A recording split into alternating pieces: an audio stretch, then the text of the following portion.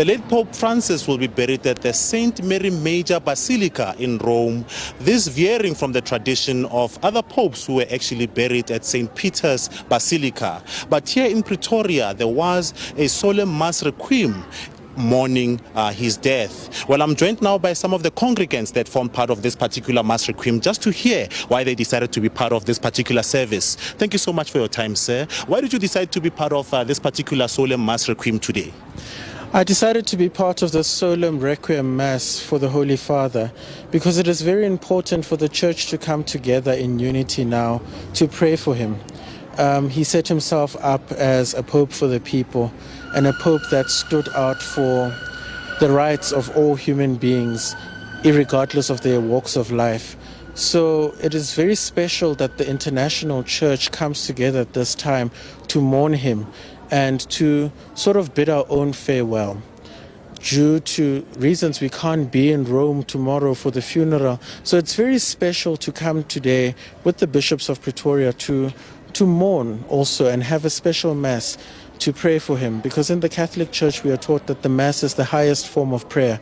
So it's very important for us to be united in that way in praying for the Holy Father. How will you remember the 12 years of his papacy? As I said, he was the Pope of the people. He spoke against clericalism and instead encouraged everyone to smell like the sheep. He was not afraid to challenge world leaders on issues of policies internationally. So he spoke out against the war in Gaza and called it slaughter. So he was a Pope that was not of the notion of being politically correct. Instead, he challenged the norms which society usually gave.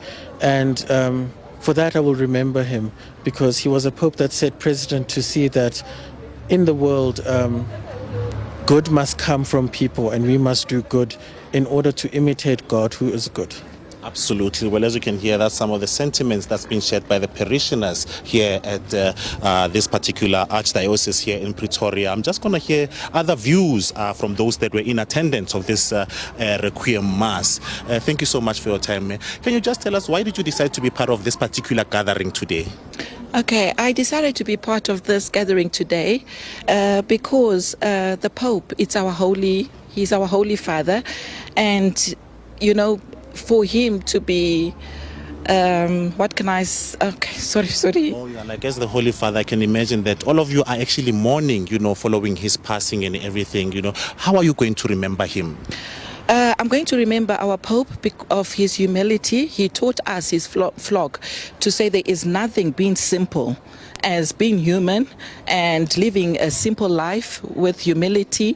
And also you could see that the Pope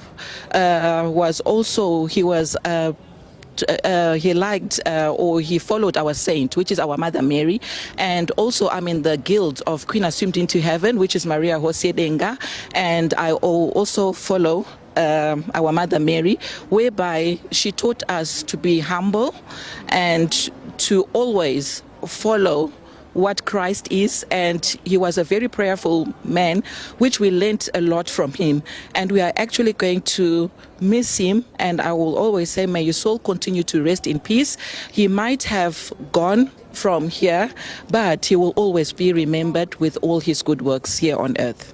Absolutely. Well, thank you so much for your time. Well, as you can hear, a lot of people have been left quite somber following this particular passing, as they've expressed how this particular Pope was quite a unique one in ways that he veered away from tradition, actually urging those within the Vatican to go out there and to go and get the masses to come back to the church.